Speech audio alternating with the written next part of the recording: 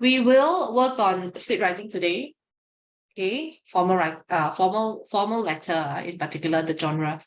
So I think purpose, audience, context, I'm just going to go through very quickly because I think most of you are very familiar with this. Okay, so sit writing is basically writing in response to a situation. I think you know that.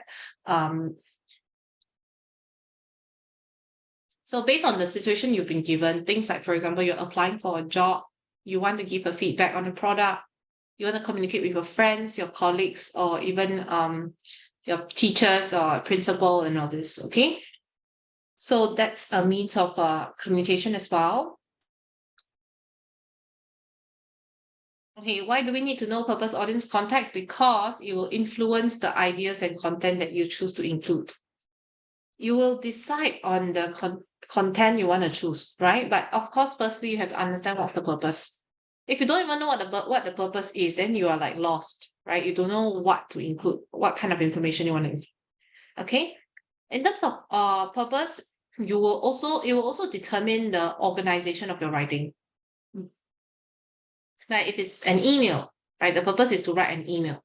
Then of course, email must include subject, title, and then it must include like recipient's email address and sender's email address and all. Okay, so there is a particular structure or format to a specific genre. So you have to first understand the purpose before you even go into that, right? The words you choose to use, like for example, if the audience is like your principal, you probably will not say like best regards or loves, hugs and kisses and all these things. Okay, so it has to determine in terms of the audience and context, you will determine the choice of words as well. And lastly is tone and register. Like I said, if it's to your principal, it's definitely formal. So your tone and register has to be formal. Okay. Okay. So usually for purpose, okay. Someone type in the chat. Let me see. My camera is not working today. Don't know why. Okay, that's fine. Yeah. Okay. Yeah. So you write to inform or you write to persuade usually. Okay. So if it is like, yeah, usually it's either this or that. Sometimes people write to complain. Okay, but nowadays hardly. Yes, you can rejoin if you just want to exit and rejoin. Thank you.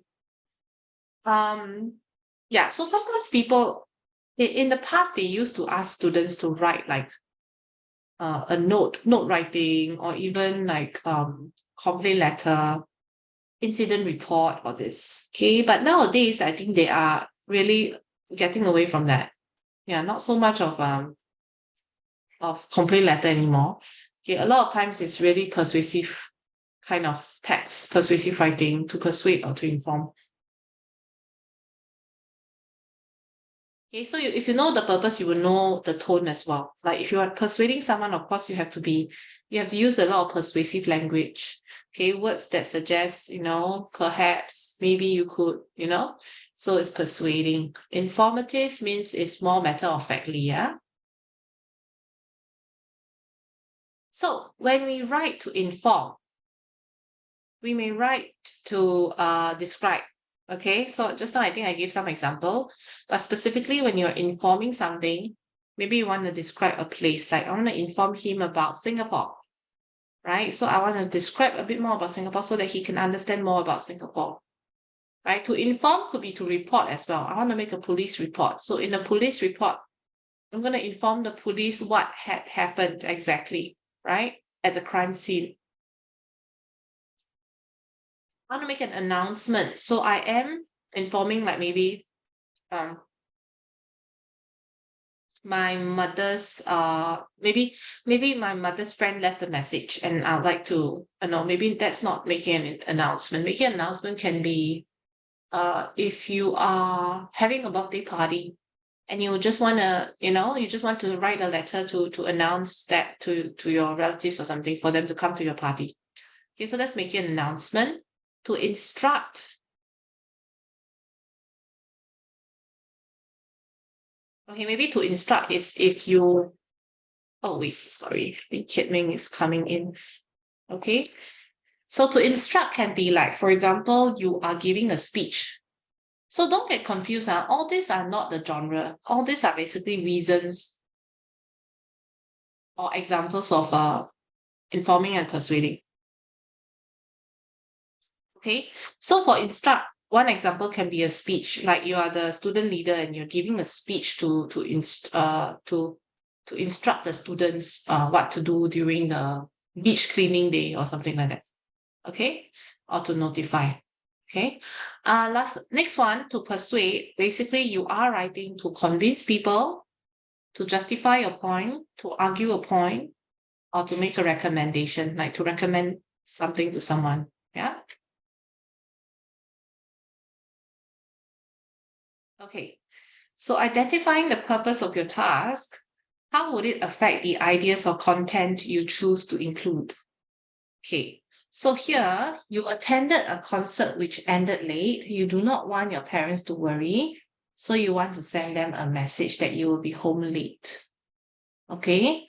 So do you think the purpose is to inform, to persuade? What is it? Anyone? It'll be good to have volunteers. If not, I have to call someone. Okay. So this is the question, yeah. You attended a concert and ended late. You do not want them to worry. So you send them a message that you'll be home. So is it to inform or to persuade? Someone type in the chat. Inform, yes, thank you very much. Jian Hao, Natalie, and Larissa. Yes. So basically the purpose is to inform. Yeah. Okay.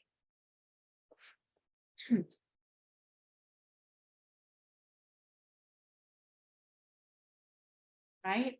So in terms of the content, okay, maybe we have a discussion first before I review the answer. Yeah. In terms of the content, of course, you are going to include your message to them that, oh, I'm going to be late because of the concert. You've been held up. Yeah. So that's the content. So immediately, once you've identified purpose, then you know which content to select. Okay. I know this is a very short paragraph and the answers are quite obvious. Okay. But we're just using it as an example, right? So, of course, the purpose is to inform. The words let them know actually tells us that it's just simply providing them with information, is to inform them. Okay. So, because your purpose is to inform them, then your content that you choose will be things like it should include the fact that the concert ended late. Okay. So, you will be home late.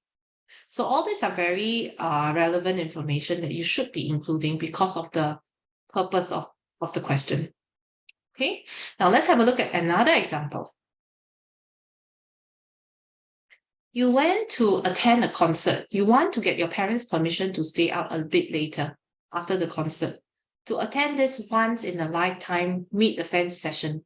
Send them a text message to convince them to let you stay out a bit longer. So now, is it to inform or is it to persuade? Yes, Larissa, good. Persuade. Yeah. So it's to persuade. So because of the word convince, right? Okay, the word convince tells you, so immediately you know, oh, the purpose of this for me to write is to persuade my parents that, can you please let me stay out longer? Right? So that's the purpose, yeah? And yeah, basically that's that. Okay, and of course the content you choose will be like, oh, it's once in a lifetime and all, right? So this one is the content.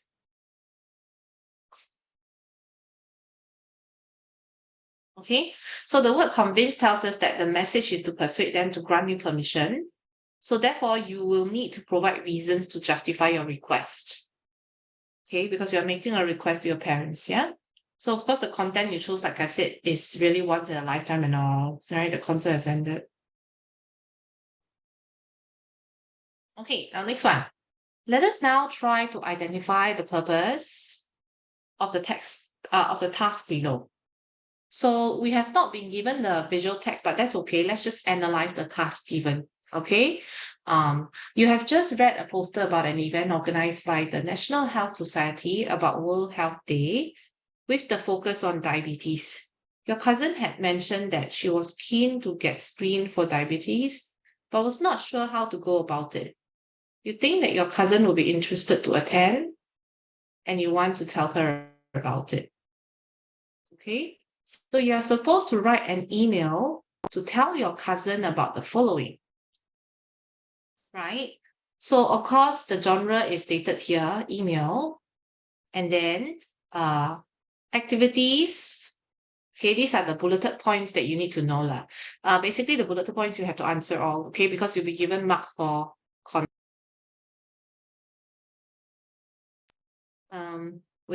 sorry.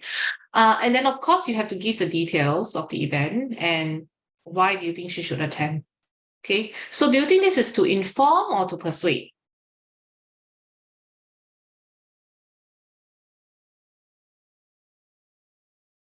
Let's go back to the task again.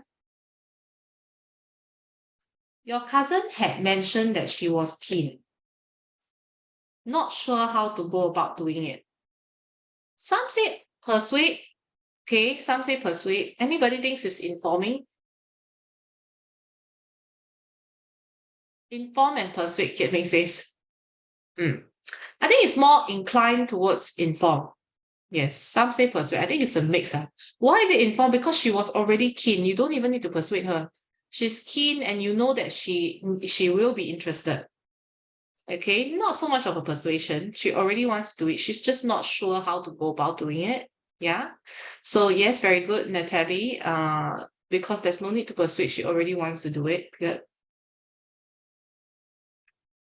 Okay. So I think we've identified the purpose is actually to inform, because I can tell from the phrase or the words, tell her about it.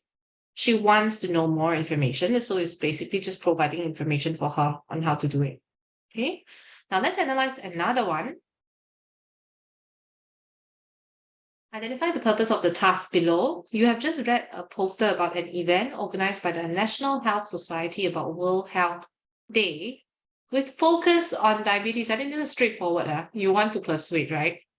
You want to persuade your cousin to get herself screened for diabetes because she has history of diabetes in her immediate family. And you notice she has put on weight recently. Okay. So of course, I think this one is straightforward. I'm just gonna straight away jump to the answer. The purpose, of course, is to persuade, right? How can you tell? Because the words want to persuade. Okay. Now we are done with purpose. I think you are quite okay at identifying the purpose. And then of course after that lead on to like choice of words and all, right? And formatting and organization. Okay, but before we go into that, we're just going to cover audience. After purpose, you are supposed to be able to identify the audience.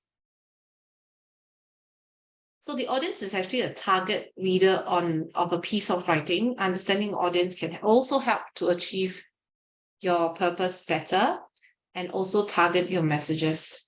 Okay, so we can tailor your message to a specific audience, right? To know more about them. Like when assessing your audience of a text, you should think about like their needs, their priorities, the preferences they might have, age group and status, the relationship to you, the writer, the personality. Okay, so let's see. What can you assume about the audience and how would that impact your writing? Let us identify the audience for situation 1. Yeah, you need to showcase your science project and present it to the judges who are all science teachers. Oh, this one, the answer is here actually. So audience, of course, is science teachers, right? So what can you do? Because remember the previous slide, you can think about what do you think are their needs, right? For instance, engineer. An engineer who is preparing a presentation on a new type of machine. He needs to know if his audience is knowledgeable about all these like machinery related concepts, or if they know nothing about it. So knowing your audience can really better help you to prepare your presentation. Okay. For a knowledgeable audience, you might include more details and technical jargon. For an audience without knowledge of field, then maybe you want to use like everyday language or layman's term. Right? So it's really important to understand your audience because you want to make sure you address it